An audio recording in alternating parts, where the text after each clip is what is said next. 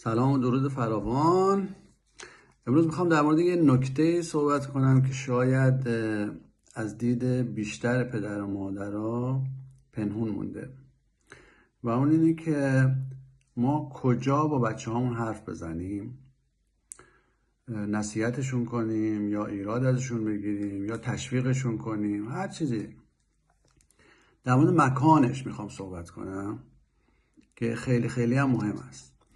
معمولا ما از توی اتاقمون یا از توی هال صدا میزنیم بچه‌مون بودو بیا اینجا، وقتی اومد شروع میکنیم نصیحتش میکنیم و نکته رو بهش میگیم.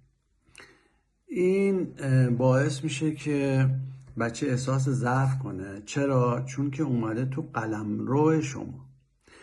اگر بخوایم که نتیجه خیلی خیلی بهتری ببینیم از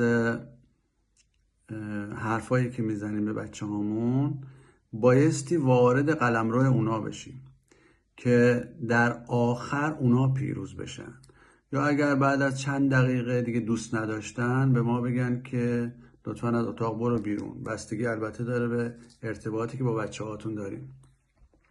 پس یادمون باشه هر موقع که خواستیم در موردی با بچه هامون صحبت کنیم که مربوط به مسائل تربیتی باشه، اخلاقی باشه، رفتاری باشه، یا اینکه بچه یه کار اشتباهی انجام داده، بایستی بریم توی قلمرو اون، بایستی بریم توی اتاق بچه با آرامش کنارش بشینیم، نه روبروش، کنارش بشینیم. حالا اگه بچه دراز کشیده ما هم کنارش دراز بکشیم، هم سطح او بشیم و حرفمون رو به بچه‌مون بزنیم.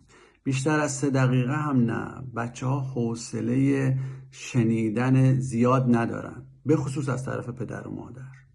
حالا هرچند پدر و مادرم یک دوستی داشته باشن با بچه که در مورد اونم بعدا صحبت میکنیم که چه کسی بایستی با چه کسی دوست باشه.